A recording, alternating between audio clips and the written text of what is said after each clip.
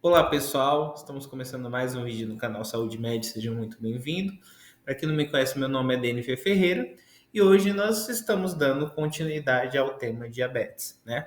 Hoje vamos analisar dois fitoterápicos populares entre os pacientes com diabetes tipo 2, que é o Banabá e o melão de São Caetano. Nós vamos entender como esses produtos atuam, né? Essas plantas atuam, o que dizem os estudos sobre essas plantas e quais cuidados são necessários na prática clínica, tá? Para você não perder mais nenhum conteúdo como esse, se inscreva agora mesmo no canal, ative o sininho de notificações, porque aqui sempre eu trago novos conteúdos para você ficar sempre muito bem informado. Antes de mais nada, gente, eu gostaria de falar que o uso de produtos naturais ele não é uma novidade, né? Existem registros milenares do seu uso na antiga Mesopotâmia, no Egito com o famoso papiro de Ebers, na medicina tradicional chinesa e também nos escritos do médico grego Dioscórides, né? E hoje, com o avanço da ciência, temos ferramentas para investigar a eficácia e a segurança dessas substâncias, inclusive no contexto do diabetes. E aí a primeira planta, né, que a gente fala é o banabá. O banabá ele é uma planta ornamental da família das murtáceas. Ela é nativa do sudeste asiático, tá? Seu uso medicinal ele foi descrito pela primeira vez em 1940, sendo tradicionalmente utilizada para auxiliar no controle glicêmico e na perda de peso, tá? As folhas são a parte usada medicinalmente e os compostos de interesse incluem o ácido corosólico e o elagitaninos, né, como a lagestroemina, o Flozin B, a reginina A, tá? E aí, qual que é o mecanismo de ação? Bem, como é que a planta atua no metabolismo da glicose, né? Então, os estudos mostram que a banabá ela pode estimular a secreção de insulina e a captação de glicose pelas células, com um efeito semelhante ao da própria insulina, tá? Também ele inibe a alfa-glicosidase, né, reduzindo a absorção de carboidratos.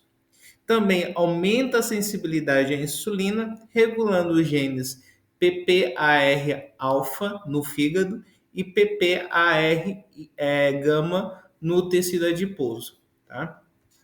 Ele atua também diminuindo a gliconeogênese hepática e ainda estimula a glicólise por meio da enzima glucosinase, né? Ou seja, existem múltiplos alvos metabólicos com potencial relevante ali para o manejo do diabetes tipo 2, tá? E aí, o que dizem os ensaios clínicos, né? Então, fez um estudo controlado que avaliou o uso do ácido corosólico a 1% em cápsulas de Banabá em 10 pacientes com diabetes mellitus tipo 2 entre 55 e 70 anos. Né? Então, os voluntários ficaram 45 dias sem os antidiabéticos orais antes do estudo, né? E as cápsulas foram administradas em dose de 16, 32 e 48 miligramas com intervalos de 10 dias. E aí, os resultados foram os seguintes. Com as cápsulas de gelatina mole, houve redução significativa da glicemia, né? Então, ali de 10,7% com 32 miligramas e de 30% com 48 miligramas. Já com as cápsulas de gelatina dura, a dose de 48 miligramas promoveu a redução de 20,2%, também estatisticamente falando, né, estatística, foi bem significativo, né, essa redução. E outro estudo conduzido ali por Fukushima e associados com 31 indivíduos usou 10 miligramas do ácido corosólico antes de um teste oral de tolerância à glicose com 75 gramas de glicose e o grupo tratado apresentou redução significativa da glicemia aos 90 minutos, né?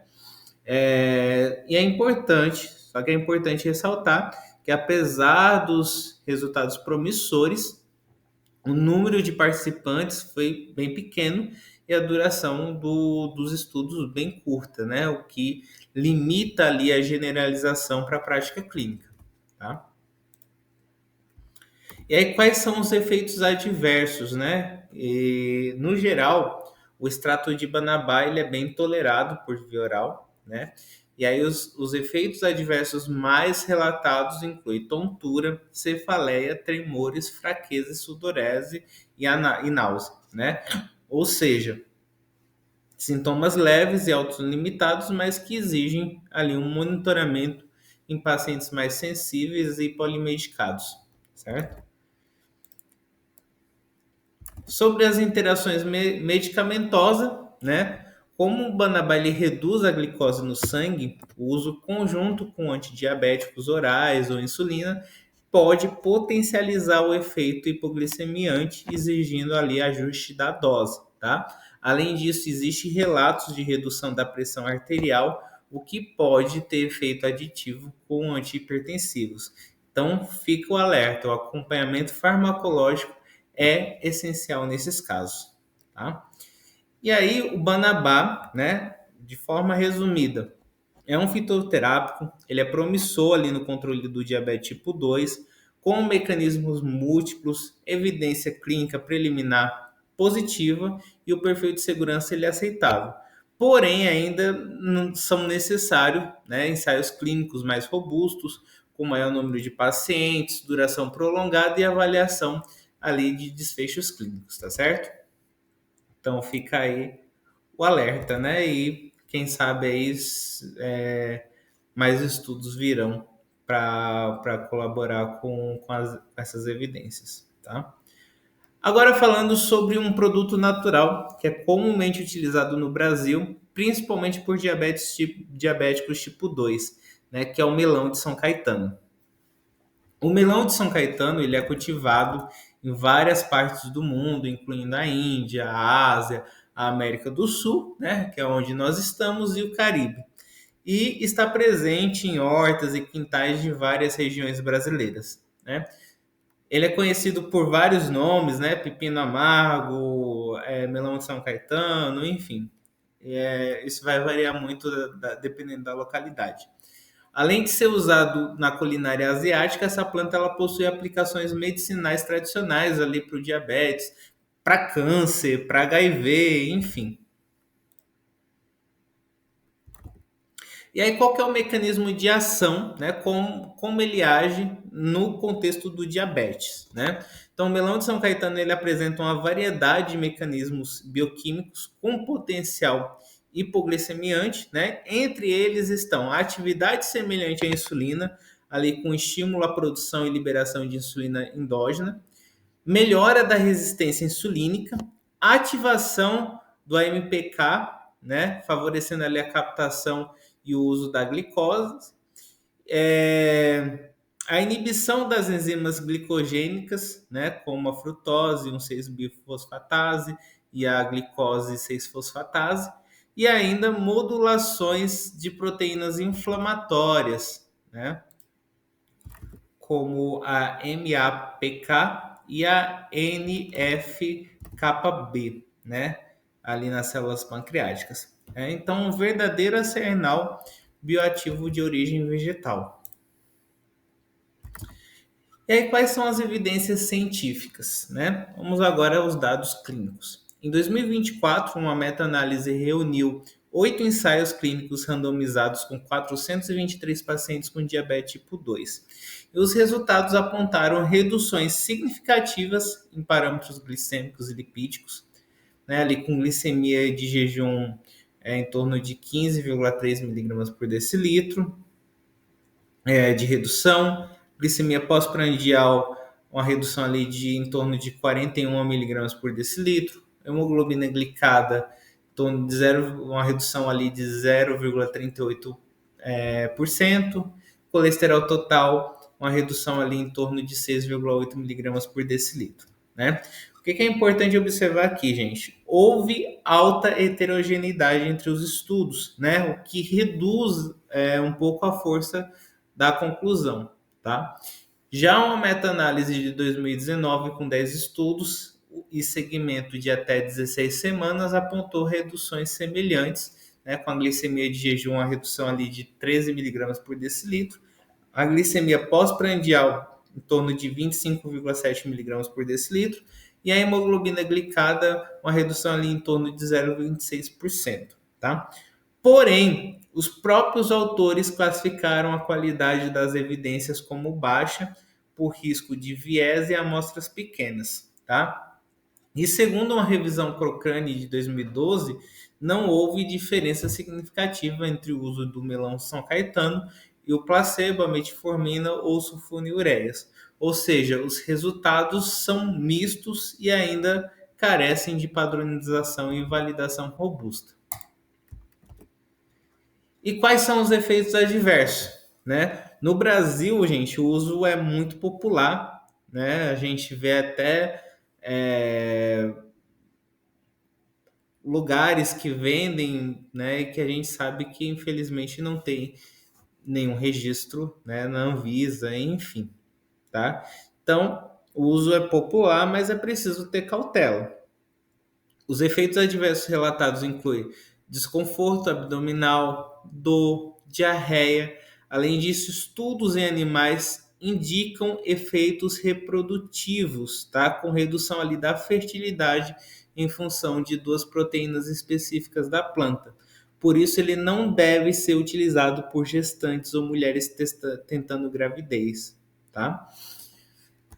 Então, fica esse alerta muito importante.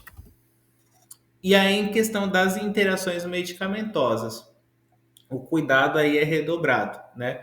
O melão de São Caetano pode potencializar o efeito de antidiabéticos orais ou insulina, aumentando o risco de hipoglicemia.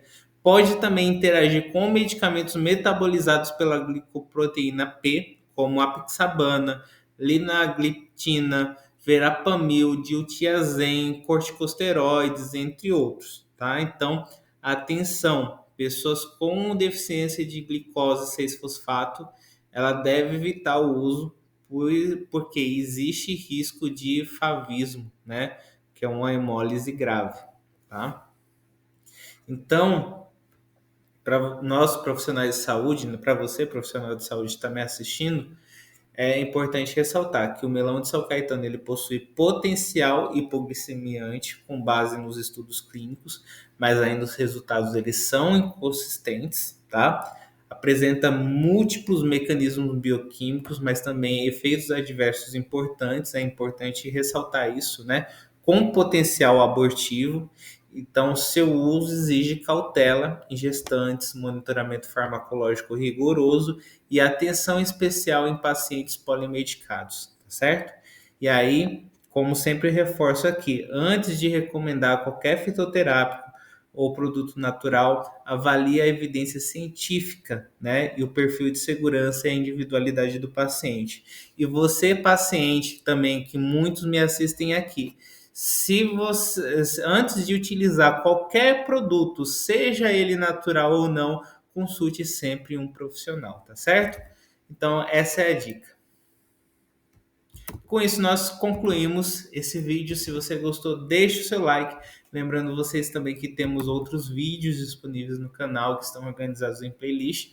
Você pode acessar com mais facilidade. Se tiver alguma dúvida, também pode deixar aqui nos comentários que na medida do possível estarei respondendo, tá certo? Então, até a semana que vem. Um grande abraço a todos e até mais. Tchau, tchau.